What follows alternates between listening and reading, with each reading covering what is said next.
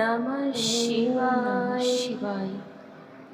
कहानी का पूरा आनंद लेने के लिए कहानी के पिछले भागों को सुनना ना भूलें। कहानी के पिछले भागों का लिंक आपको नीचे कमेंट बॉक्स और डिस्क्रिप्शन बॉक्स में मिलेगा। तो चलिए आगे की कहानी शुरू करते हैं। जय श्री कृष्ण, जय श्री राधे, ओम नमः शिवाय, जय माता दी। अगले दिन सुबह कुछ लोगों के लिए बीती रात बहुत कठिन थी। कुछ के लिए जैसे बहु दिनों के बाद सुकून की नींद आई हो। विनीता रात भर अपने निर्णय के बारे में सोचती रही और अपने दोनों बच्चों की चिंता करती रही। विनीता को सबसे ज़्यादा चिंता थी तो पाखी की, क्योंकि पाखी बहुत ही जिद्दी और खाना खाने में हद से ज़्यादा नखरीली, और उसमें भी विनीता की सास एक नंबर की कामचोर। विनीता को रात भर बस यही चिंता खाई जा रही थी कि जिस रास्ते में उसने कदम बढ़ाई है, कहीं उसकी मंजिल तक पहुंचते पहुंचते वो अपने बच्चों को ना खो दे, क्योंकि उसके दोनों ही बच्चे अभी बहुत छोटे थे। भले ही समर की उम्र पाखी से बड़ी थी, पर अभी भी वो इतना समझदार नहीं था कि वो सही और गलत के बीच फर्क कर सके। और फिर बच्चे कितने ही बड़े क्यों ना हो जाए, एक माँ के लिए तो वो हमेशा छोटे ही रहते हैं। और एक तरफ अनिकेत था, जिसे विनीता के ना होने पर इतनी सुकून भरी नींद आई जैसे वो अपनी आज़ादी का जश्न मना रहा हो।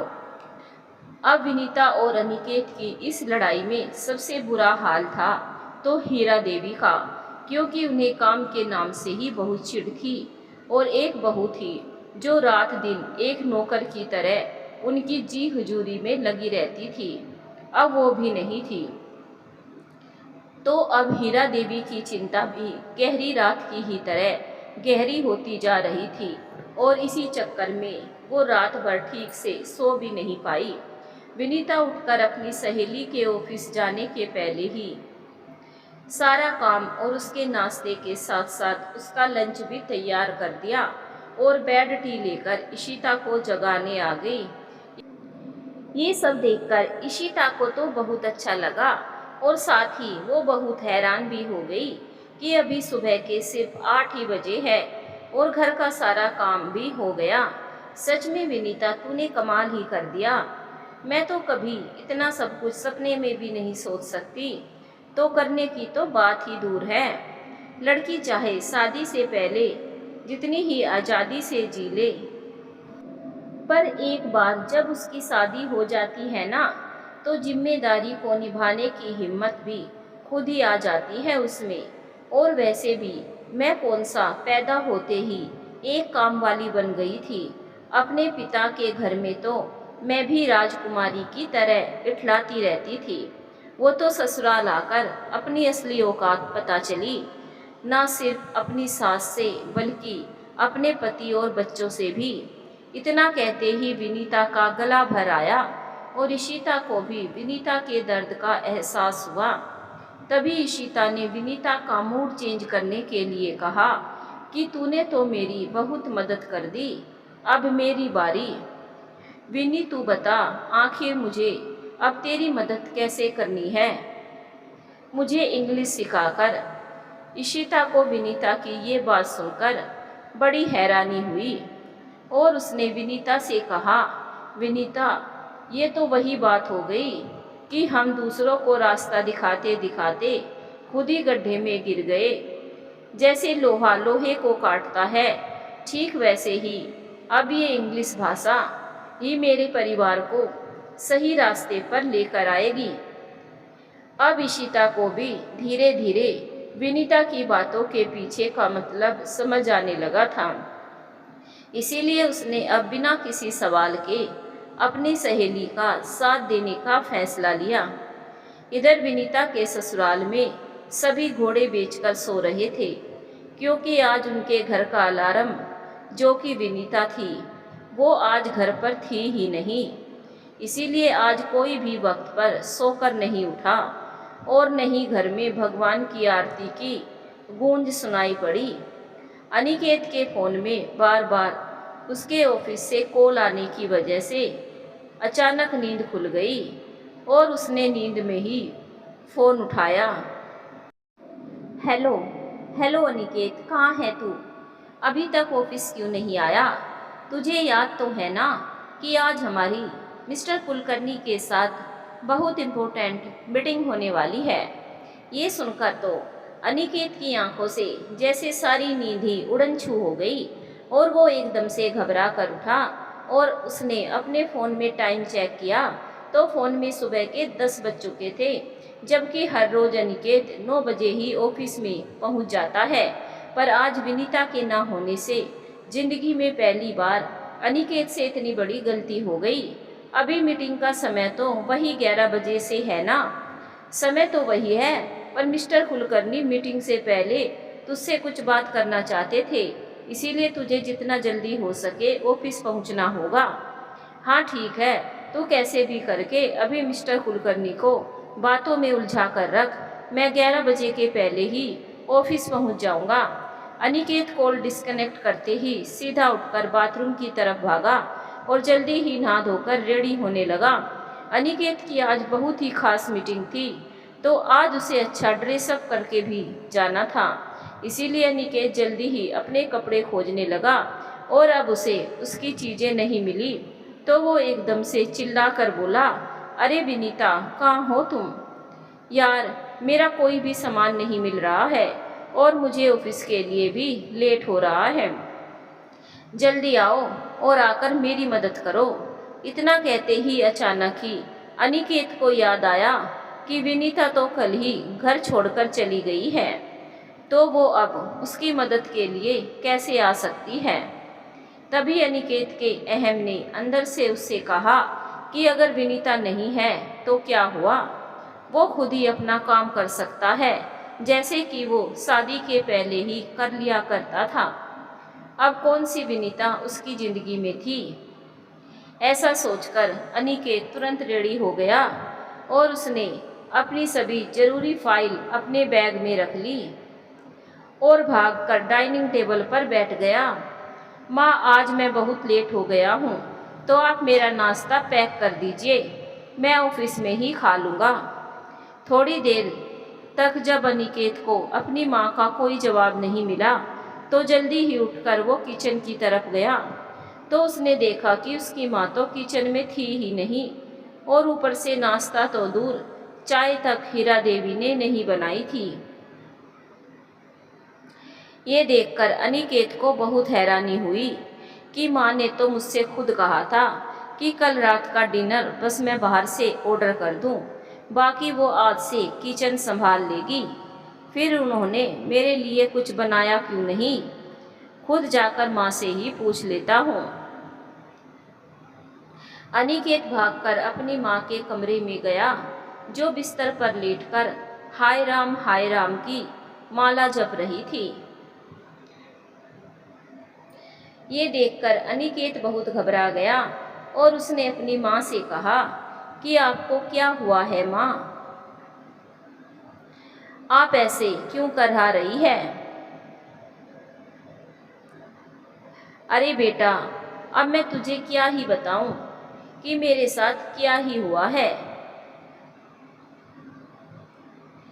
मैं सुबह सुबह उठकर तेरे और बच्चों के लिए नाश्ता बनाने गई थी, पर मेरे शरीर की हड्डियों में शायद अब उतनी जान नहीं बची कि वो अब एक काम भी कर पाए। और एक तो विनीता ने सारे बर्तन इतने ऊपर रखे हैं कि मुझसे तो उन्हें पकड़ते भी नहीं बन रहा, और इसी चक्कर में मैं लड़खड़ा गई और कमर के बल गिर गई, जिससे मेरे हाथ के साथ साथ मेरी कमर में भी मोच आ गई। अब तुम सब तो सो रहे थे और मुझे कोई उठाने के लिए भी नहीं था, इसीलिए जैसे तैसे करके मैं अपने बिस्तर तक तो आ गई, पर बेटा तुम लोगों के लिए कुछ खाने को नहीं बना पाई और अब लगता है कि कुछ दिनों तक बना भी नहीं पाऊंगी। ये सुनकर अनिकेत ने तुरंत कहा कि माँ, आपको बहुत ज़्यादा तो चोट नहीं लगी है ना? वरना अभी चलिए, मैं ऑफिस बाद में चला जाऊंगा, पहले आपको डॉक्टर के पास ले चलता हूँ। अरे नहीं बेटा, थोड़ी सी ही मूंछ है, ठीक हो जाएगी, लेकिन अब घर के काम और खाना का क्या होगा? देख बेटा, मैं तेरी माँ हूँ, इसीलिए मैं तेरा कभी बुरा नहीं चाहूँगी। मैं मानती हूँ कि विनीता थोड़ी घमंडी और स्वार्थी औरत है, पर उसके जाने से देखना घर का सारा नक्शा ही बदल गया है। इसीलिए मेरी बात मान और उसे जाकर वापस बुला ला। कम से कम घर का काम और मुंह में निवाला तो मिलता रहेगा हमें। ये सुनकर अनिकेत को बहुत गुस्सा आ गया और उसने कहा कि कभी नहीं माँ, मैं विनीता के सामने कभी नहीं झुकूंगा। वो अपनी मर्जी से ये घर छोड़कर गई है, तो वो आएगी भी अपनी मर्जी से ही। इसीलिए मैं घर के काम और खाने के लिए आज ही मेड का इंतजाम करता हूँ, जिससे आपको और बच्चों को कोई तकलीफ नहीं होगी। और अब मैं ऑफिस के लिए जा रहा हूँ, शाम को आकर बात करता हूँ आपसे। और फिर अनिकेत बिना कुछ खाए ही ऑफिस के लिए निकल गया। अनिकेत के साथ ये पहली बार ही हुआ था कि वो विनीता से शादी करने के बाद घर से कभी भूखा अपने काम के लिए निकला था, क्योंकि विनीता चाहे जैसी भी परिस्थिति में रही हो, उसने कभी अपने फर्ज को नहीं छोड़ा। और आज शायद ये विनीता के ना होने का ही परिणाम था, जिसे अनिकेत अभी तक समझ नहीं पा रहा था, क्योंकि उसके अंदर का अहंकार उसे अपनी गलती मानने के लिए इजाज़त ही नहीं दे रहा था। इधर अनिकेत के जाते ही हीरा देवी का हाय राम बोलना शांत हो गया और वो उठकर खुशी से झूमने लगी कि आखिर उसकी चाल कामयाब हो ही गई। वो अपने मन में सोचने लगी कि अच्छा हुआ कि कल रात को भूखे पेट ही सही, पर मेरे दिमाग की बत्ती जल गई और मैंने ये प्लान बना दिया, वरना आज सुबह होते ही मुझे घर का काम और किचन में ही बाकी की ज़िंदगी गुजारनी पड़ती। इसीलिए तो मैंने ये गिरने का बहाना बना लिया और अपने बेटे को अपनी बातों में फंसा लिया। और अब मुझे कुछ काम करने की भी कोई ज़रूरत नहीं है, क्योंकि अब तो काम वाली आने वाली है। अब देखना कैसे मैं उस काम वाली से अपने घर के काम और अपनी सेवा करवाती हूँ। लेकिन विनीता वापस आ जाती तो ठीक होता, कम से कम उसके हाथों का स्वाद मेरी जीभ को लग चुका है। अब उसके जैसा खाना कोई और बना पाएगा या नहीं, ये तो अब वक्त ही बताएगा। पर मुझे क्या, मुझे तो बस एक नौकरानी से मतलब है, चाहे वो मेरी कम पढ़ी लिखी बहू हो या फिर कोई पैसे लेकर काम करने वाली। पर अगर विनीता होती तो ज़्यादा अच्छा होता, क्योंकि इसे तो काम करने के पैसे भी देने पड़ेंगे। अनिकेत वक्त से पहले तो नहीं, पर वक्त पर अपने ऑफिस पहुंच चुका था और अनिकेत के जाते ही मिस्टर कुलकर्णी के साथ उसकी मीटिंग भी शुरू हो चुकी थी। लेकिन आज अनिकेत का मीटिंग में मन नहीं लग रहा था। एक तो वो जल्दी जल्दी में घर से भूखा ही निकल आया और ऑफिस में पहुंचते ही मीटिंग शुरू हो गई, तो उसे यहाँ भी खाने के लिए वक्त नहीं मिला। जैसे तैसे करके अनिकेत ने 2 घंटे की मीटिंग पूरी की और मीटिंग के ख़त्म होते ही वो सीधा ऑफिस की कैंटीन की तरफ भागा। अनिकेत को ऐसे देखकर अनिकेत का दोस्त उसके पास आया और अनिकेत को ऐसे जल्दी जल्दी खाता देखकर उसने हंसते हुए, क्या अनिकेत, आज भाभी ने तुझे खाने के लिए कुछ नहीं दिया क्या, जो ऐसे भूखमरों की तरह खा रहा है? ये सुनकर अनिकेत ने हंसते हुए कहा कि अरे तेरी भाभी को आता ही कहाँ है कुछ, वो तो बस सारा दिन यहाँ से वहाँ घर पर रहकर अपना टाइम पास करती है, और फिर एक औरत होकर घर की रसोई भी ना संभाल पाए तो किस काम की ऐसी औरत। और वैसे भी वो इस समय अपनी सहेली के घर गई है, तभी तू आज ऑफिस इतना लेट पहुंचा, क्योंकि घर पर आज तेरी चाकरी बजाने के लिए भाभी नहीं थी।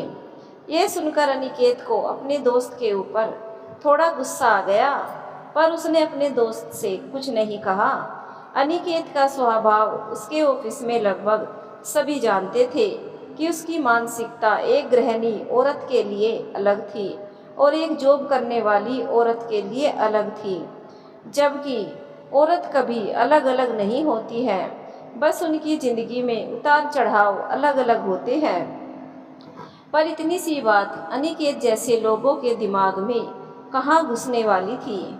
उधर इशिता के घर इशिता ने विनीता के लिए एक इंग्लिश टीचर लगा दिया था, जो विनीता को इंग्लिश सीखने में मदद कर रहा था और विनीता भी बड़ा मन लगाकर इंग्लिश सीख रही थी। विनीता की लगन और मेहनत देखकर उसके टीचर से रहा नहीं गया और उसने भी विनीता से पूछ ही लिया कि आप अगर बुरा ना माने तो आप क्या मुझे बता सकती है कि आपने इस उम्र में इंग्लिश सीखने की कोशिश क्यों की? मतलब आप तो देखने से शादीशुदा और उम्र से माँ समझ में आती है, तो फिर ऐसी कौन सी आफत आ गई थी कि आपको इस उम्र में इंग्लिश का ज्ञान लेना पड़ रहा है, वो भी इतना जल्दी जल्दी? विनीता ने थोड़ा मायूस होकर कहा कि पहली बात तो मास्टर जी, सीखने की कोई उम्र नहीं होती है। व्यक्ति जब चाहे अपने अंदर ज्ञान का भंडार सजो सकता है। और फिर इंग्लिश सीखना मेरा शौक नहीं, बल्कि बहुत बड़ी ज़रूरत है, क्योंकि इंग्लिश बोलने वालों को मेरी बात इंग्लिश में ही समझ में आएगी। इसीलिए मुझे इस इंग्लिश भाषा को सीखने की बहुत ज़्यादा ज़रूरत है। और बात रही इतनी जल्दी क्यों, तो मेरी इस लड़ाई में मैं अपनों को और अपना घर सब छोड़कर आई हूँ, जिससे मेरा वहाँ भी पहुँचना बहुत ज़रूरी है। इसीलिए मेरे पास वक्त और काम ज़्यादा है, वक्त कम और काम ज़्यादा है। इसीलिए आपसे भी मेरा यही निवेदन है कि जितना जल्दी हो सके आप मुझे उतनी जल्दी इंग्लिश सिखा दीजिए। इतनी जल्दी इंग्लिश का इतना ज्ञान होना बहुत मुश्किल काम है, पर आपकी मेहनत देखकर मैं पूरी कोशिश करूँगा कि मैं आपको जितना जल्दी हो सके उतना जल्दी इंग्लिश का ज़्यादा से ज़्यादा ज्ञान दे सकूं। टीचर की बात सुनकर विनीता का उत्साह दुगुना हो गया और वो फिर मन लगाकर अपनी पढ़ाई पर ध्यान देने लगी। और इधर विनीता के घर में उसके ना होने से हड़कंप मचा हुआ था। आज समर और पाखी को सोकर उठने में दोपहर के 12 बज गए थे और उन दोनों ने उठते ही अपने अपने बिस्तर से अपनी माँ को आवाज़ देते हुए कहा कि मम्मी चाय ला कर दीजिए ना, आज बहुत लेट हो गया, अभी तक हमें बेड टी नहीं मिली है।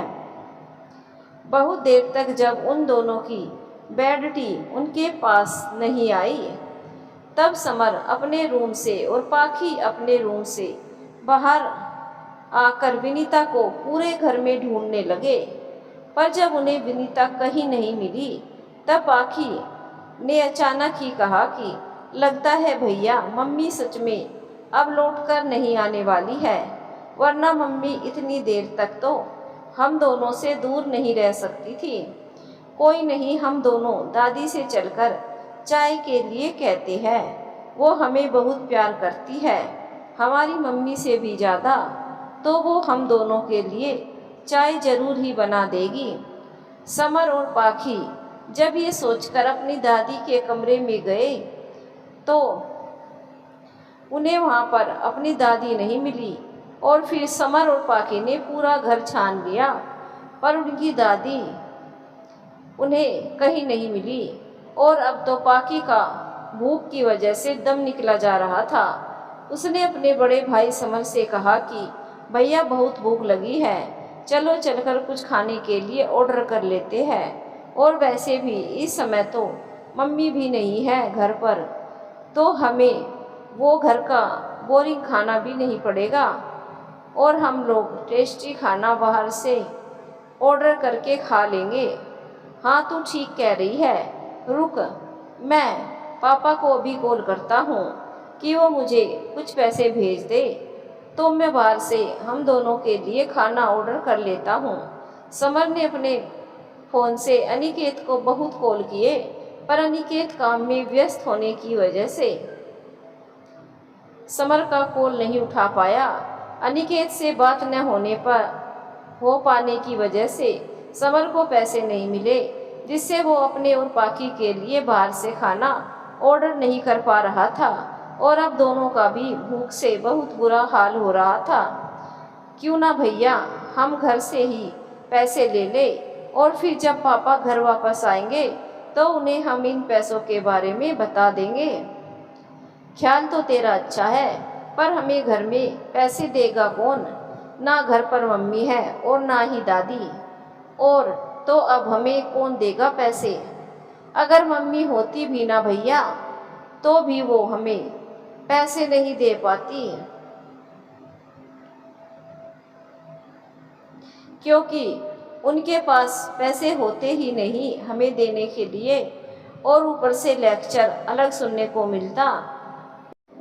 वो कहते हैं ना मुफ्त का ज्ञान, लेकिन दादी के कमरे में जाकर अगर हम चेक करें तो 1000 रुपये जरूर मिल जाएंगे। तू पागल हो गई है क्या? दादी को तू भी अच्छे से जानती है।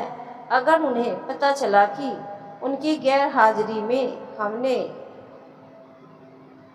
उनकी अलमारी से पैसे निकाले हैं, तो वो तांडव मचा देगी घर पर, और पापा भी उनकी ही सुनते हैं, और फिर वो हम दोनों के खिलाफ पापा के कान भर देगी, जैसा कि वो हमारी मम्मी के साथ हमेशा करती है। काश पापा भी हमारी तरह होते, हमारी तरह ही वो भी अपनी माँ को नहीं मानते तो कितना अच्छा होता। पाकी की बात सुनकर समर को भी अब पाकी का आइडिया सही लगने लगा, और ऊपर से अब दोनों का ही भूख के मारे बहुत बुरा हाल हो रहा था। मैं तेरी बात मानने को तैयार हूँ, पर एक बात मेरी भी तुझे माननी पड़ेगी। हाँ बोलो भैया। हम अभी किसी को भी कुछ नहीं बताएंगे। अगर हमें दादी के कमरे से पैसे मिल भी जाएंगे, तो जब पापा हमें पैसे देंगे तो हम चुपचाप जाकर वो पैसे दादी के कमरे में रख देंगे। इससे दादी को भी पैसों के बारे में पता नहीं चलेगा, और ना ही घर पर कोई बवाल होगा, और हमारी पेट पूजा भी हो जाएगी। दोनों भागकर हीरा देवी के कमरे में गए और जाकर इधर उधर पैसे ढूंढने लगे, और थोड़ा बहुत ढूंढने के बाद आखिर दोनों के हाथ में हीरा देवी का बटुआ लग ही गया। दोनों ने जब बटुआ खोला तो दोनों की ही आंखें फटी की फटी रह गई,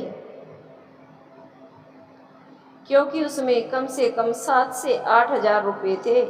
ये देखकर समर ने तुरंत पाकी से कहा कि दादी तो कोई भी कमाई नहीं करती, फिर उनके पास इतना पैसा कहाँ से आया?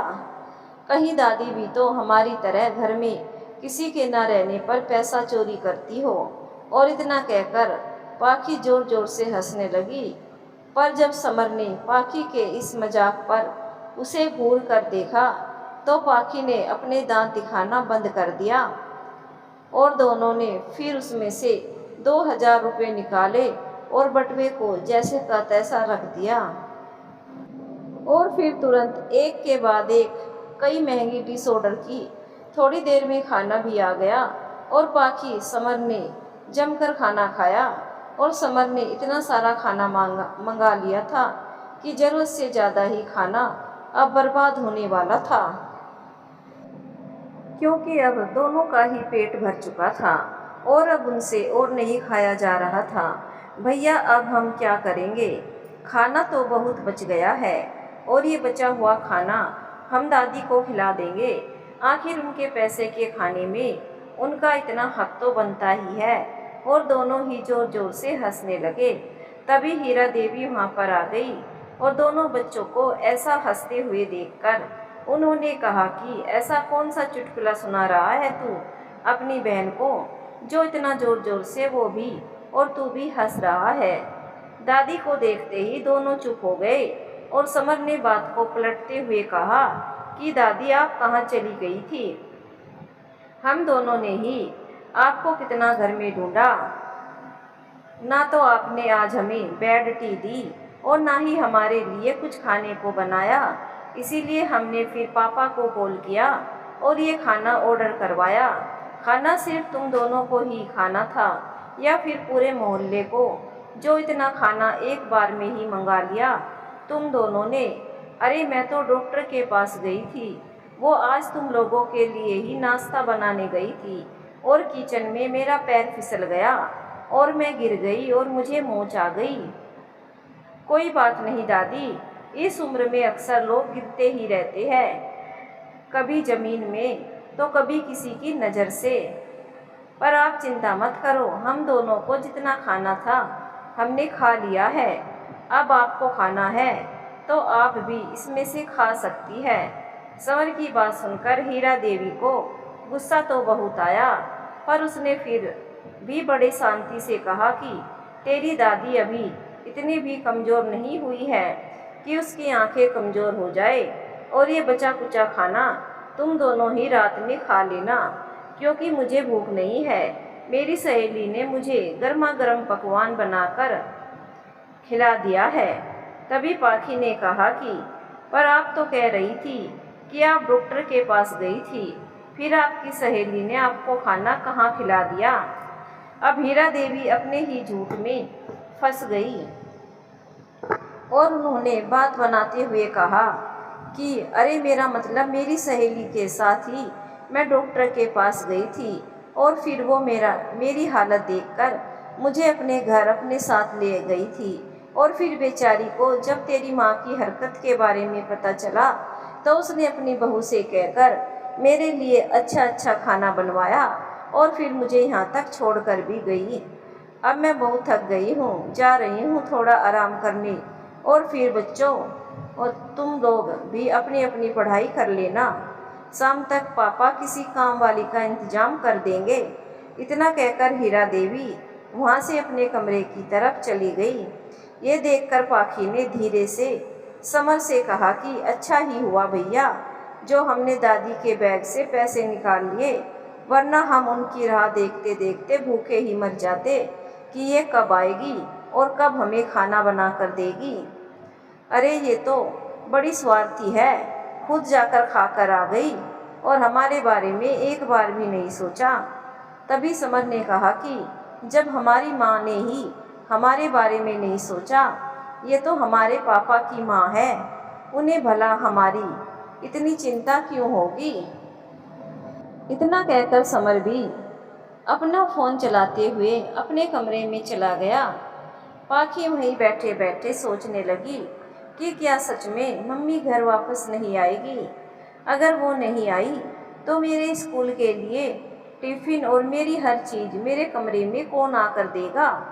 ये दादी तो बड़ी कामचोर है, इनसे ना होने वाला एक ढीले का काम भी। तो अब मेरे नखरे कौन उठाएगा? मम्मी भी ना, आखिर क्या ज़रूरत थी यहाँ से जाने की? अपनी खुद की इतनी ज़िंदगी काट ही ली थी तो बाकी की भी बची हुई काट लेती। अब इस उम्र में झांसी की रानी बनने की भला क्या ज़रूरत थी उन्हें? खैर, पापा आज शाम को एक मेड ला ही देंगे, फिर उससे मैं अपने सारे मम्मी वाले काम करवाऊंगी। विनीता के बच्चों को और उसकी सास को उसकी याद की एक झलक आई तो थी, पर वो विनीता के लिए नहीं, उनके प्यार के लिए नहीं, बल्कि विनीता के काम के लिए, क्योंकि विनीता एक पैर पे खड़े होकर अपने घर का सारा काम और फिर हर इंसान की अलग अलग ज़रूरतों का पूरा करने में लगी रहती थी। जिस विनीता ने अपनी सास को माँ मानकर, अपने बच्चों को अपनी ज़िंदगी मानकर उनकी निस्वार्थ सेवा की, आज वही लोग उसे सिर्फ और सिर्फ अपने स्वार्थ के लिए याद कर रहे थे। शाम का वक्त हो रहा था और अब अनिकेत के घर लौटकर आने का समय भी। हीरा देवी तो बड़ी बेसब्री से अपने बेटे का इंतज़ार कर रही थी कि वो जल्दी से घर आकर काम वाली की खबर दे। नहीं तो ये काम की गठरी सीधा जाकर हीरा देवी के सर पर गिरने वाली थी। विनीता के घर पर ना होने से जैसे हर किसी को आज़ादी का लाइसेंस मिल गया था। सास पर तो विनीता ने कभी हुक्म चलाया ही नहीं था, पर हाँ, वो बच्चों को जरूर उनकी पढ़ाई के लिए हर वक्त टोकती रहती थी। पर अब जब विनीता घर पर नहीं थी तो विनीता के दोनों बच्चे पाखी और समर इस बात का पूरा फायदा उठा रहे थे। अनिकेत के आते ही हीरा देवी के चेहरे पर एक बड़ी सी स्माइल आ गई और वो भागकर अनिकेत के पास गई, ये देखकर कि अब उसकी माँ की हालत सुबह से काफ़ी ठीक दिख रही है। तो अनिकेत ने तुरंत ही अपनी माँ से कहा कि अरे वाह माँ, आप तो बिल्कुल ठीक लग रही है। आपको देखकर ऐसा बिल्कुल भी नहीं लग रहा है कि सुबह आपको मोच आई थी। मेरे जाने के बाद घर में कोई जादू हुआ था क्या? अनिकेत ने मुस्कुराते हुए कहा। अरे मैं आज ही डॉक्टर को दिखा कर आई हूँ, तो उन्होंने कहा कि ज़्यादा गहरी चोट नहीं है, 1-2 दिन आराम करूँगी तो ठीक हो जाएगी। हाँ सच में। पर तू ये सब छोड़ और ये बता कि काम वाली कल से कितने बजे आएगी? ये सुनकर अनिकेत ने एकदम से हैरानी से कहा कि आई एम सॉरी माँ, मुझे बिल्कुल भी काम के आगे ध्यान नहीं रहा और मैंने किसी को भी कल से काम के लिए नहीं कहा है। ये सुनकर हीरा देवी की तो सांस ही अटक गई और वो कुछ कह पाती कि तभी अनिकेत ने अपनी माँ से कहा कि माँ, अब आप पहले से ठीक भी हो गई है और डॉक्टर ने भी आपको बता दिया है कि चिंता की कोई बात नहीं है। तो प्लीज़ आप जाकर मेरे लिए 1 कप गर्मा गर्म चाय बना लाइए और हाँ, साथ में कुछ खाने के लिए भी ले आइएगा। अनिकेत को ऐसा बोलते सुनकर पाखी और समर ने भी तुरंत अपनी दादी से कहा कि हम दोनों के लिए भी आप सेम ले आइएगा। अनिकेत की बात सुनकर जहाँ हीरा देवी का दिमाग पहले ही खराब हो चुका था, वहाँ दोनों बच्चों की फरमाइश सुनकर अब उनका गुस्सा 7वें आसमान पर पहुँच चुका था। उन्होंने अपने बेटे के सामने तो कुछ नहीं कहा, पर किचन में जाकर वो खुद में बड़बड़ाने लगी कि मैंने सोचा था कि ये शाम तक किसी काम वाली को ले आएगा, तो मुझे अपनी मोच वाले नाटक को और बढ़ाने की ज़रूरत नहीं है। लेकिन अब लग रहा है कि काश बिस्तर पर लेटकर हाय राम चीखती ही रहती तो वही सही था। कम से कम ये काम मुझे तो नहीं करना पड़ता। और अब तो मुझे अनिकेत की बात पर ज़्यादा भरोसा भी नहीं है कि ये सच में कोई काम वाली लाएगा भी या नहीं। इसीलिए इससे फिर एक बार फिर विनीता को घर वापस बुलाने के लिए बोलकर देखती हूँ। खुद में बड़बड़ाते हुए हीरा देवी की चाय बनकर तैयार भी हो चुकी थी। अब वो नाश्ता किया बनाए, इस सोच में हीरा देवी ने सामने रखे बिस्किट का पैकेट उठाया और चाय के साथ लेकर अनिकेत के पास आ गई। उन्होंने अनिकेत को चाय दी और साथ में बिस्किट का पैकेट भी। ये देखकर अनिकेत ने कहा कि क्या हुआ माँ, आपने फिर कुछ नहीं बनाया खाने के लिए? देख बेटा, अब मेरी उम्र घर के काम करने की नहीं रही है और डॉक्टर ने मुझे आराम करने के लिए कहा है। अरे तुम लोगों का क्या है, तू तो सुबह से ऑफिस चला जाएगा और ये बच्चे सारा दिन घर में रहकर मस्ती करते हैं। अरे मेरी उम्र अब आराम करने की है, काम करने की नहीं। इसीलिए तुझे अभी भी कह रही हूँ कि जाकर विनीता को ले आ वापस, उसकी गृहस्थी है, वो ही इसे संभाल सकती है। अनिकेत को अब अपनी माँ की बातों से भी गुस्सा आने लगा था, क्योंकि बार बार विनीता की बड़ाई सुनकर अनिकेत के अहम को ठेस पहुँच रही थी। इसीलिए अब वो भी चुप नहीं रहा और उसने भी अपनी माँ से ऊंची आवाज़ में कहा कि मैंने भी आपको साफ साफ शब्दों में समझा दिया है कि मैं उस औरत के आगे झुकने वाला नहीं हूँ, और वैसे भी झुका उसके आगे जाता है जिसमें खुद से ज़्यादा काबिलियत और पावर हो।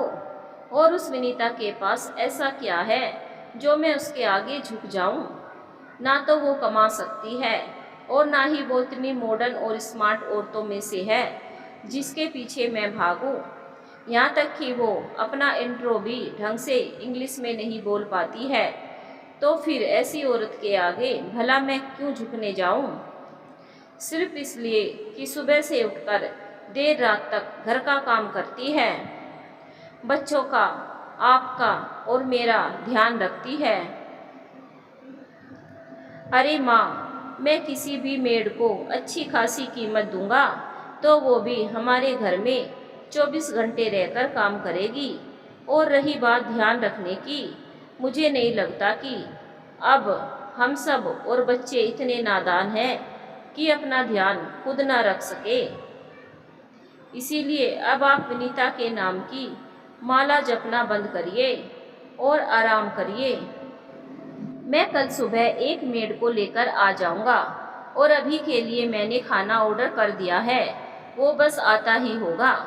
अब आप भी सुकून से रहिए और हम सबको भी रहने दीजिए। अनिकेत अपनी बात कहकर मुंह हाथ धोने के लिए चला गया, पर अभी भी हीरा देवी को चैन नहीं पड़ रही थी। वो अभी भी यही चाहती थी कि घर के काम के लिए उनकी बहू ही वापस आए। शायद ये विनीता के ही गुण थे जो हीरा देवी खुलकर अपनाना नहीं चाहती थी कि विनीता एक कुशल गृहिणी है। थोड़ी देर में ऑर्डर किया हुआ खाना आ गया और फिर सबने मिलकर बड़े चाव से खाना खाया। पर हीरा देवी से एक निवाला भी नहीं खाया जा रहा था, क्योंकि उन्हें इन सब खाने की आदत नहीं थी और अब उनकी उम्र भी हो चुकी थी और उम्र के साथ कोई बीमारी भी, और उनमें से उन्हें डॉक्टर से ज़्यादा तला भुना भी खाने के लिए मना किया था। इसीलिए विनीता रोज सबके लिए अलग अलग खाना बनाती थी, बच्चों और पति के लिए मसालेदार और अपनी सास के लिए सादा और पौष्टिक आहार। लेकिन अब हीरा देवी के पास कल तक के इंतजार के सिवा और कोई रास्ता नहीं था। इसीलिए उन्होंने थोड़ा बहुत खाना खाया और वहां से उठकर अपने कमरे में चली गई। देर रात हो चुकी थी, पर हीरा देवी को अभी भी नींद नहीं आ रही थी। तला भुना खाने की वजह से और भूखा भी रहने की वजह से उनके पेट में दर्द हो रहा था। पर हीरा देवी अलग ही सोच में डूबी हुई थी। वो लेटे लेटे बस भगवान से यही सवाल कर रही थी कि आखिर बुढ़ापे में उन्हें ये सब क्यों झेलना पड़ रहा है। एक रात नहीं बल्कि आज दूसरी रात भी उन्हें भूखा ही सोना पड़ रहा है। ऐसा लग रहा है भगवान जैसे मैंने जो विनीता के साथ किया, हर बार उसके हिस्से का खाना खाकर उसे भूखा सुलाकर, अब मेरे साथ भी आप वही कर रहे हैं। क्या सच में कर्म लौट कर आती है? पर मैंने तो विनीता को एक नहीं दो नहीं बल्कि ना जाने कितनी रातें उसके हिस्से का खाना खाकर उसे भूखा रखा है। अब मेरे कर्म मुझसे हर रात का हिसाब लेंगे। नहीं भगवान, ऐसा मत करना, वरना मैं बूढ़ी औरत 1 साल की जगह 1 हफ्ते में ही मर जाऊंगी। अगली सुबह अनिकेत ने अपनी बात के अनुसार एक काम वाली को लेकर घर आ गया। उसे देखकर तो जैसे हीरा देवी के दिल को बहुत ठंडक पहुंची। माँ, इसका नाम दीपा है और ये आज से हमारे घर का सारा काम करेगी, लेकिन रात के 8 बजे के बाद ये अपने घर चली जाएगी और फिर अगले दिन सुबह के 7 बजे से काम पर आएगी। इससे हमारे घर के रूटीन में भी कोई दिक्कत नहीं आएगी और फिर आपको किसी की ज़रूरत का एहसास भी नहीं होगा। दीपा बहुत कम उम्र की थी और ये देखकर हीरा देवी बहुत खुश थी कि इसे तो मैं डांट डांट कर अपने सारे काम करवाऊंगी और काम में भी कमी निकाल कर पैसे भी कम दूंगी, पर अपने बेटे से पूरे पैसे लूंगी। समर 2 दिनों से कॉलेज नहीं गया था और पाखी भी 2 दिनों से स्कूल नहीं गई थी, लेकिन अनिकेत वक्त पर अपने ऑफिस आज पहुंच गया था। अनिकेत के जाते ही हीरा देवी ने अपनी मनमानी दीपा के साथ शुरू कर दी। एक एक करके दीपा ने सारे घर को अच्छे से देख लिया और अब वो अपने काम में लग गई। काम के बीच में ही हीरा देवी ने उसे परेशान करना शुरू कर दिया। अरे दीपा, मेरे लिए थोड़ा मसाले वाली चाय बना कर लाना, आज तबीयत थोड़ा ठीक नहीं है। दीपा उस वक्त घर की साफ सफाई में लगी हुई थी, पर फिर भी दीपा ने अपने काम को बीच में ही छोड़कर हीरा देवी के लिए चाय बनाई। दीपा, थोड़ा मेरे सर में तेल से मालिश तो कर देना, बड़ा दर्द हो रहा है। आज फिर पाखी और समर दोपहर के 12 बजे सोकर उठे और अपने कमरे से सीधा उठकर बाहर हॉल में आकर बैठ गए। पाखी ने जैसे ही दीपा को देखा तो उसके मुंह से एकदम से ही निकल गया कि ओ माय गॉड, पापा ने नई मम्मी ला दी क्या। ये सुनकर सब पाखी की तरफ घूर कर देखने लगे। तभी हीरा देवी ने पाखी को डांटते हुए कहा, अरे वो हमारे घर की काम वाली है, दीपा नाम है उसका, आज ही आई है। तुझे तो हर जगह बस मम्मी ही मम्मी दिखती है। पाखी को जैसे ही पता चला कि उसके पापा ने एक मेड रख ली है तो पाखी ने मन में लड्डू फूटने लगे कि अब वो अपने सारे काम अपनी माँ की जगह इस दीपा से करवाएगी और अपने इशारे पर उसे नचाएगी। सुनो मैड, मेरे लिए चाय बना कर ले आओ, और हाँ, कल से मेरी चाय तुम मेरे बेड पर आकर पहुंचा देना। वो क्या है ना कि मुझे बेड टी की आदत है, तो कल से वक्त से बेड टी ले आना। और सुनो, लंच में नूडल बना देना मेरे लिए, और बाकी लोगों का मुझे पता नहीं। इतना कहकर पाखी टीवी देखने लगी। दीपा ने पाखी की बदतमीजी को चुपचाप बर्दाश्त कर लिया और उसके लिए अलग से लंच बनाने लगी। थोड़ी ही देर में लंच बनकर रेडी हो गया और सब मिलकर खाने भी लगे। खाना तो तीनों ने ऐसे खाया जैसे कई दिनों के भूखे हो, पर इतना अच्छा खाना खाने के बाद भी हीरा देवी और पाखी अपनी आदत से बाज नहीं आई और दीपा को ताना मारते हुए बोली कि खाना ठीक ठाक बना लेती हो, पर कल से और अच्छा बनाने की कोशिश करना, वरना हमें दूसरी दीपा लाने में वक्त नहीं लगेगा। दीपा अभी भी हीरा देवी और पाखी की बदतमीजी को बर्दाश्त कर रही थी। दीपा को काम करते हुए अब अनिकेत के घर में 2 हफ्ते पूरे हो गए थे, लेकिन इन 2 हफ्तों में हीरा देवी और पाखी ने दीपा के नाक में दम कर रखा था। फिर एक दिन वही हुआ जिसका इंतजार शायद हीरा देवी को तो बिल्कुल भी नहीं था। हीरा देवी ने सोचा कि आज बाहर जाकर कुछ चटपटा खाकर आती हूँ, इसीलिए उन्होंने अपने बटुए से पैसे निकालने की सोची। पर जैसे ही हीरा देवी ने अपना बटुआ खोला तो उनकी आंखें फटी की फटी रह गई।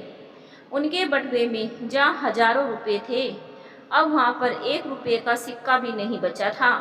और ये देखकर हीरा देवी को हार्ट अटैक आते आते रह गया, लेकिन उनका बीपी बहुत बढ़ गया और वो जोर जोर से पागलों की तरह चिल्लाने लगी कि हाय राम, मेरे पैसे चोरी हो गए।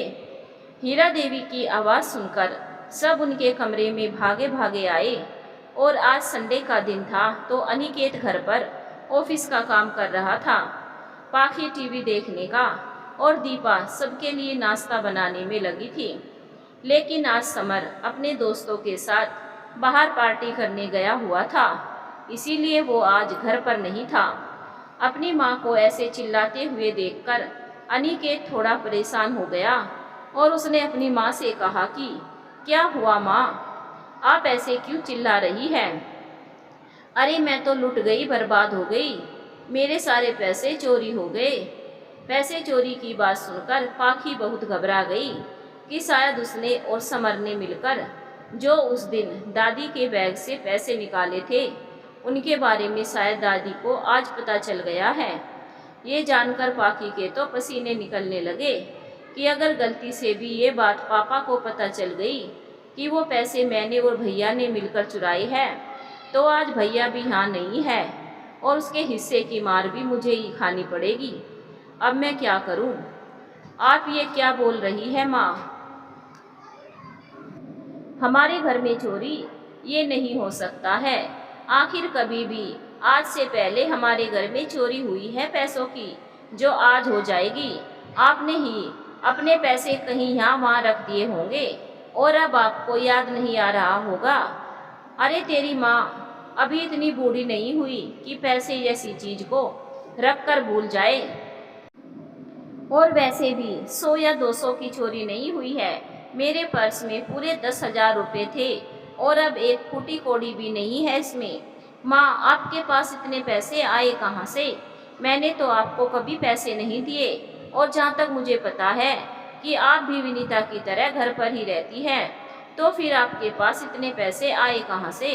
अब हीरा देवी भी थोड़ा घबरा गई कि वो अपने बेटे को अपना ये सच कैसे बताए कि जिन पैसों को वो अपने बेटे से की जेब से चोरी से निकालकर विनीता का नाम फंसा देती थी, ये पैसे वहीं से इकट्ठे हुए हैं।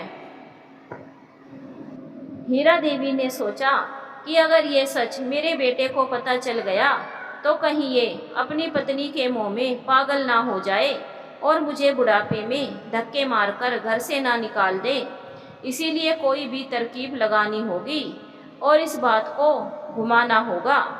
हीरा देवी ने रोते हुए कहा कि तू कहना क्या चाहता है कि मैं अपने ही घर में चोरी करती हूँ? अरे मैं तेरी माँ हूँ माँ, और मैं भीख मांग लूँगी, पर चोरी वो भी अपने घर पर। मैं ऐसा करना तो दूर, मैं ऐसा कभी सोच भी नहीं सकती। और तू अपनी माँ पर इतना घटिया इल्ज़ाम लगा रहा है। माना तेरे पिताजी एक प्राइवेट नौकरी करते थे, पर वो इतना तो कमा कर गए हैं कि मेरे पास इतने पैसे देकर जाए, और आज तक मैंने उन्हीं पैसों को संभाल कर रखा हुआ था। पर अब पता नहीं इस घर को किसकी नज़र लग गई और किसी ने उन पैसों को चोरी कर लिया। अपनी माँ की बात सुनकर अब अनिकेत को भी बुरा लग रहा था कि उसे अपनी माँ से ऐसा सवाल नहीं करना चाहिए था। इसीलिए उसने अपनी माँ से माफ़ी मांगते हुए कहा कि माँ, आई एम वेरी सॉरी।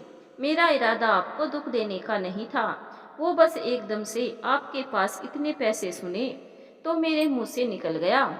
हीरा देवी ने सोचा, चलो मेरा तीर निशाने पर लगा और तेरे इरादे का मुझे पता नहीं, पर हाँ, मेरा इरादा जरूर तुझे गुमराह करने का था, जो अब पूरा भी हो गया। आखिर माँ कौन हो सकता है जो हमारे घर में पैसे की चोरी कर सकता है? हाँ, विनीता कभी कभी जरूर मेरे पर्स से या फिर कपड़ों से पैसे गायब कर देती थी, पर पूछने पर हमेशा ही यही जवाब देती थी कि वो इन पैसों के बारे में कुछ नहीं जानती थी। पर मुझे यकीन है कि वो पैसे वही चुरा लेती थी।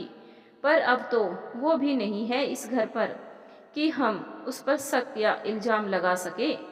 वो विनीता नहीं हुई तो क्या हुआ, एक नई विनीता तो पैदा हो गई है हमारे घर में। ये सुनकर तो पाखी की हवा टाइट हो गई कि कहीं उसकी दादी को पता तो नहीं चल गया कि वो पैसे मैंने और भैया ने मिलकर चोरी किए थे। आपका मतलब क्या है माँ? मुझे पता है कि मेरे इस घर में किसने चुराई है पैसे। ये सुनकर अनिकेत बहुत परेशान हो गया और उसने तुरंत अपनी माँ से कहा कि कौन है माँ वो? तब हीरा देवी ने अपने कदम बढ़ाए और जैसे जैसे हीरा देवी के कदम बढ़ रहे थे, पाखी के दिल की धड़कन बढ़ती ही जा रही थी।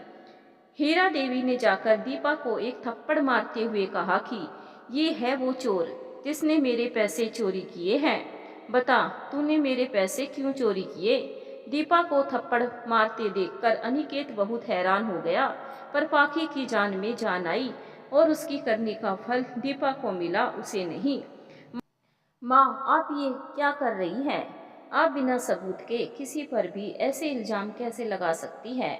अरे मुझे सब पता है, ये नौकरानी होती ही ऐसी है। पहले शांत बनकर घर में घुसती है और फिर धीरे धीरे पूरे घर की जानकारी लेकर उसी घर में सफाई करते करते अपना हाथ साफ कर देती है। ए लड़की, सच सच बता कि मेरे पैसे कहाँ हैं, वरना। तभी दीपा ने कहा कि वरना क्या? हीरा देवी को दीपा के यूं पलटकर जवाब देने पर और भी ज्यादा गुस्सा आ गया और उसने कहा कि एक तो चोरी, ऊपर से सीना जोरी। रुक, मैं तुझे अभी बताती हूँ। और इतना कहकर जैसे ही हीरा देवी ने दीपा पर दूसरा थप्पड़ मारने के लिए हाथ उठाया ही था, वैसे ही दीपा ने हीरा देवी का हाथ बहुत ही मजबूती के साथ पकड़ लिया और इतना जोर से पकड़ा कि अब हीरा देवी के हाथ में दर्द होने लगा। और उन्होंने कहा कि देख दीपा, तू अच्छा नहीं कर रही है। मैं कह रही हूँ कि छोड़ दे मेरा हाथ, वरना पुलिस को फ़ोन करके तुझे इतने डंडे पर मरवाऊंगी कि तू कभी बिस्तर से उठने लायक नहीं रहेगी। हीरा देवी की बात सुनकर दीपा बहुत जोर से हंसने लगी और उसने कहा कि तूने क्या मुझे अपनी तरह बेवकूफ़ समझ रखा है क्या? तू जो बोलेगी वो मैं चुपचाप सुनती जाऊंगी। साला, तुम लोगों ने हम काम वाली को समझ के क्या रखा है? हम गरीब हैं तो हम किसी का कोई भी इल्ज़ाम सुन लेंगे। हम दूसरों के घर में उनके झूठे बर्तन धोते हैं तो उनकी लात मार सब खा लेंगे। तू सुन, आज मैं तेरे को तो ये सब सच बता दूं कि इस देश के विकास के साथ साथ इसमें रहने वाले लोगों का भी विकास बड़ी तेजी से हो रहा है। फिर वो चाहे दुनिया का सबसे बड़ा बिजनेसमैन हो या फिर एक काम वाली। पर शायद तुम लोग छोटी सोच वाले लोगों का विकास या तो बहुत ही धीमी गति के साथ हो रहा है या फिर हो ही नहीं रहा है। वो पहले का जमाना था जब दूसरों के घर में काम करने वाली नौकरानियां अपने मालिक की चप्पल खाती थी। पर अब जमाना बदल गया है, साथ में हम काम वाली भी अब अपने मालिक के इशारों पर नहीं नाचते बल्कि अपने इशारों पर उन्हें नचाती हैं। हमारे घर कभी भी आकर देखो, हम जैसा खाना खाते हैं ना, तुम लोग तो साला हफ्ते में एक बार ही खाते होंगे और उसके बाद भी पूरा महीना उसका हिसाब करते हो। और हम लोग जैसे कपड़े पहनते हैं ना, तुम लोग तो साला हम लोग से पुराने कपड़े पहनकर बाहर घूमते रहते हो। हमारी किस्मत तुम लोग जैसी हो या ना हो, पर जिंदगी तुम लोगों से लाख गुना बेहतर जीते हैं हम लोग। अरे जिस दिन से इस घर पर आई हूँ, घर के काम कम, तेरे और तेरी पोती ये जो अभी ढंग से बड़ी भी नहीं हुई, उसके नखरे उठाते उठाते मैं तो थक गई। अरे तूने क्या मुझे अपनी बहू और तेरी पोती ने मुझे क्या अपनी माँ समझ के रखा हुआ है, जो ऑर्डर पर ऑर्डर मारते जाओगे और मैं जी जी करके तुम्हारा हुक्म मानती जाऊंगी। मैं दीपा हूँ, लोगों के घर में उनके काम करती हूँ, उनके जी हुजूरी नहीं। अनिकेत को दीपा की बात पर उतना गुस्सा नहीं आ रहा था जितना कि दीपा के बार बार विनीता के बारे में बोलकर उसने एकदम से दीपा से कहा कि बस करो तुमने अपनी बात कह ली ना, जो भी मन में था बोल लिया। अब अपने काम के पैसे लो, यहाँ से चलती बनो। हाँ हाँ, मैं वैसे भी इस घर में अब एक पल नहीं रुकना चाहती, जहाँ एक औरत ही दूसरी औरत की दुश्मन बनकर बैठी है, जहाँ एक मर्द के होते हुए किसी औरत की बेइज्जती हो रही हो। उस घर में तो काम करने से अच्छा है कि मैं भीख मांग कर खा लूं। अनिकेत ने तुरंत दीपा के 2 हफ्ते के काम के 6,000 रुपये निकालकर उसे देते हुए कहा कि ये लो अपने काम के पैसे, और अगर कम हो तो बता दो और मैं दे दूंगा। अनिकेत की बात सुनकर दीपा इतना ही जान गई थी कि अनिकेत के अंदर अहम कूट कूट कर भरा हुआ है, और शायद यही कारण है कि अनिकेत का न सिर्फ घर बल्कि उसमें रहने वाले लोग भी ऐसे ही है। दीपा ने भी सोच लिया था कि वो अनिकेत को भी जवाब देने से पीछे नहीं रहेगी, और उसने अनिकेत से कहा कि आप मुझे 2 हफ्ते के काम की मेरी कीमत तो दे देंगे, पर मेरी जो आज इंसल्ट हुई है आप वो कहाँ से लौटा पाएंगे? जो थप्पड़ आपकी माँ ने मेरे गालों पर मारा है, वो थप्पड़ की आप क्या कीमत चुकाएंगे? अनिकेत ने बात को खत्म करते हुए कहा कि अब तुम अपने पैसे लो, यहाँ से जाओ। भले आपके पास मेरे सवालों के कोई जवाब ना हो, पर जो सवाल आपने मुझसे पूछा है उसका जवाब तो मैं जरूर आपको देकर जाऊंगी। आपने कीमत तो मेरे काम की सही दी है, पर यह कीमत उस शांति के आगे बहुत छोटी है जो मैंने 2 हफ्ते आपके घर में रहकर आपकी माँ और आपके बच्चों की वजह से खोई है। और आप अगर इसके लिए मुझे इसका चौगुना पैसा भी देंगे ना, तो भी वो मेरे लिए बहुत कम है, क्योंकि आपकी माँ और बच्चों को झेल पाना मेरे तो क्या किसी के भी बस के बाहर है। पता नहीं इस घर की बहू अपनी सास, अपने बच्चे और अपने घमंडी पति को कैसे ही संभालती होगी। तभी अनिकेत ने गुस्से से कहा, बस करो तुम, और जब अब जाओ यहाँ से। तभी हीरा देवी ने अकड़ कर दीपा से कहा कि हम तुझसे लाख गुना अच्छी काम वाली ढूंढ कर लाएंगे जो तेरी तरह चोर नहीं होगी। ओ मैडम, ये दीपा का इलाका है, यहाँ कोई भी बाई बिना मेरे परमिशन के ना तो किसी के घर में काम करती है और ना ही आती है। इसीलिए अब तू भी मेरी ये बात कान खोलकर सुन ले कि मेरे रहते इस घर में कोई काम वाली काम करने नहीं आएगी। और अगर किसी को भी तूने ज्यादा पैसे का लालच देकर काम करवाने के लिए मना भी लिया, तो आज तुम लोगों ने जो मेरे साथ किया है ना, उसके पर्चे बंटवा दूंगी मैं। फिर कोई काम करने तो क्या, तुम्हारी देहरी पर थूकने भी नहीं आएगा। और फिर इतना कहकर दीपा वहां से चली गई। दीपा की बात सुनकर अनिकेत का दिमाग पहले ही बहुत खराब हो चुका था, ऊपर से हीरा देवी के नाटक। देखा तूने इन दो कौड़ी की काम वाली की कितनी जुबान चलती है। अरे देखा मुझसे कैसे बात करके गई है और तू चुपचाप खड़ा होकर सुनता रहा। ये नहीं कि पुलिस को कॉल करके उसे सीधा थाने पहुंचा देता। अरे चोरनी, मेरे पैसे तो लेकर गई ही, साथ ही 2 रुपए की इज्जत भी ना रहने दी। क्या देखूं मैं उसे।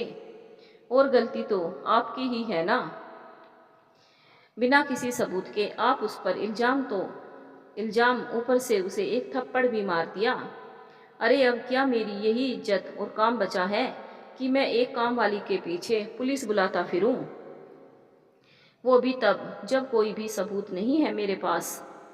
और आपकी ही वजह से आज एक काम वाली मुझे कितनी बातें सुनाकर चली गई। अब तो कोई काम वाली भी नहीं आएगी इस घर में काम करने। ये जाकर पूरी सोसाइटी में बात फैलाएगी वो अलग से। अरे मुझे समझ में नहीं आता कि आपको हर जगह अपना मुंह और हाथ चलाने की क्या जरूरत है।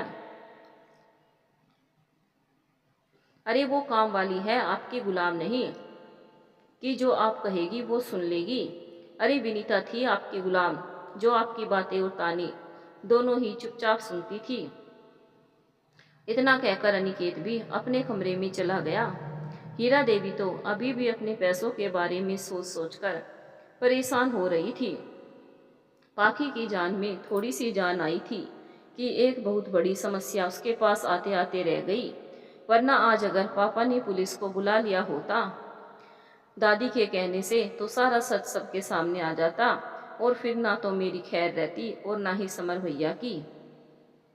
शाम होते होते समर भी घर वापस लौटकर आ चुका था। आज पाखी अपने बड़े भाई समर का बड़ी बेसब्री से इंतजार कर रही थी। समर के आते ही समर को अपने साथ लेकर पाखी अपने कमरे में चली गई। पाखी को ऐसे बर्ताव करते देखकर समर भी बहुत परेशान हो गया कि आखिर बात क्या है। पाखी ने तुरंत समर को आज जो कुछ भी हुआ उसके बारे में एक एक बात बता दी और कहा कि भैया आज तो हम भगवान की कृपा से बचे, वरना आज तो ये दादी घर पर पुलिस और हमें जेल में डालकर ही सांस लेती। अब चलो भैया, चलकर दादी के पैसे हम वापस रख देते हैं, जिससे अब ये बात बिगड़े ना। बात तो अब बहुत ही ज़्यादा बिगड़ चुकी है और हम अब कुछ नहीं कर सकते हैं। और अगर हम दादी के बैग में पैसे रखने जाएंगे तो दादी को ये समझते देर नहीं लगेगी कि ये पैसे दीपा ने नहीं बल्कि हम दोनों ने चोरी किए हैं। और फिर आगे का क्या होगा ये बात तू भी जानती है। तो फिर आपने पैसे वापस रखे क्यों नहीं थे दादी के बैग में? उस दिन पापा ने हमें पैसे लौटा दिए थे, तब आपने पैसे क्यों नहीं रखे? यार भूल गया मैं, और फिर खर्च हो गए वो पैसे मुझसे।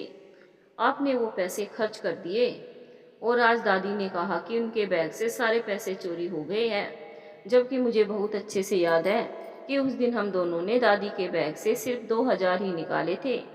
तो फिर बाकी के पैसे कहाँ चले गए? पाखी की बात सुनकर समर एकदम चुप हो गया। पाखी को अब समर पर शक होने लगा और उसने तुरंत समर से पूछा कि सच सच बताओ भैया कि बात क्या है, वरना मैं अभी जाकर पापा को सारा सच बता दूंगी। मैं तो फंसूंगी ही, पर आपको भी साथ में फंसा दूंगी। और ये मत समझना कि सजा हम दोनों को एक जैसी मिलेगी, क्योंकि आप मुझसे बड़े हैं और इसका सारा इल्जाम और सजा आपके ही ऊपर आ जाएगी। हाँ, दादी के बैग के बचे हुए पैसे भी मैंने ही निकाल लिए। ये सुनकर पाखी के होश उड़ गए। उसने कहा कि पर क्यों? तो क्या करता मैं? मेरे सारे दोस्त मिलकर एक ग्रैंड पार्टी करने वाले थे और मुझसे भी सब पैसे मांग रहे थे। मैंने पापा से 2 बार बोला तो उन्होंने साफ मना कर दिया कि काम वाली के घर आ जाने से उनके बजट में फ़र्क पड़ रहा है, इसलिए वो अभी फिजूल खर्ची के लिए पैसे नहीं देंगे। इसीलिए मुझे कुछ समझ नहीं आया और मैंने वो पैसे दादी के बैग से निकाल लिए। अब क्या होगा? अब कहाँ से दोगे दादी को पैसे? अब तो जब दादी को उनके चोरी हुए पैसों के बारे में पता ही चल गया है और इल्जाम भी काम वाली पर लग ही गया है, तो फिर अब पैसे लौटाने की क्या जरूरत है? अब दादी हमेशा हमेशा के लिए उन पैसों को भूल जाएगी। और वैसे भी तुझे क्या लगता है कि दादी के पास इतने पैसे कहाँ से आए होंगे? अरे वो सच नहीं बता रही है, पर हो ना हो उन्होंने भी ये पैसे या तो पापा की जेब से चोरी किए होंगे या फिर दादाजी जिंदा थे तब उनके पैसे चोरी किए होंगे, क्योंकि हर औरत की यही फितरत होती है, अपने पति के पैसे चोरी करके उन्हें अपना बना लेना, क्योंकि वो तो कमाती है नहीं, इसीलिए यही करती है घर पर रहकर। अरे वैसे भी मैंने कहीं सुना था कि चोर के घर पर चोरी करना चोरी नहीं कहलाती है। अब काम वाली के चले जाने से सबका बहुत ही बुरा हाल होने लगा। या फिर ऐसा कहे कि विनीता के घर छोड़ते ही सबकी जिंदगी बेरंग हो गई। अनिकेत अब देर रात तक काम में फंसा रहता और सुबह देर से ऑफिस जाता, जिसकी वजह से उसकी इमेज ऑफिस में दिनों दिन खराब होने लगी थी। घर पर हीरा देवी काम न करने के बस बहाने ढूंढती रहती, कभी मंदिर जाने के बहाने से तो कभी अपनी बीमारी का नाटक करके। बच्चों की भी जिंदगी में बहुत उथल पुथल हो गई। अनिकेत अपने बच्चों की पढ़ाई पर कभी भी ध्यान नहीं देता था।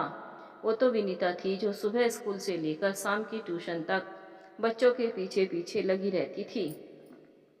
पर जब से विनीता गई तब से पाखी ने स्कूल जाना बहुत कम कर दिया और समर तो बस दिन भर फोन चलाता और दोस्तों के साथ घूमता फिरता। पढ़ाई पर ध्यान न देने की वजह से पाखी और समर के मार्क्स बहुत ही डाउन हो गए, जिसकी वजह से स्कूल में भी उन्हें आए दिन अपने टीचर से बहुत कुछ सुनना पड़ता था। अब तो दोनों ही बच्चे अकेले में बैठे बैठे अपनी माँ के बारे में सोचते कि अगर मम्मी होती तो शायद हमें ये सब नहीं सुनना पड़ता। मम्मी हमारा सारा काम चुटकियों में कर देती थी। काश मम्मी वापस आ जाए। विनीता के बच्चों को उसकी याद तो आ ही रही थी, पर सिर्फ उसके काम और जी हुजूरी के लिए। इसके अलावा उनकी माँ कैसी है, कहाँ है, वो ठीक है या नहीं, इस बात की ना तो बच्चों को, ना ही सास को और ना ही पति को चिंता थी। पर अब वो वक्त आने वाला था जब विनीता अपनी सोच को आकार देने वाली थी। अब विनीता आगे क्या करेगी? क्या करने वाली है विनीता? क्या होगा विनीता जब ससुराल वापस आएगी? आगे की कहानी सुनने के लिए चैनल को सब्सक्राइब जरूर करें, वीडियो को लाइक भी जरूर करें। धन्यवाद दोस्तों।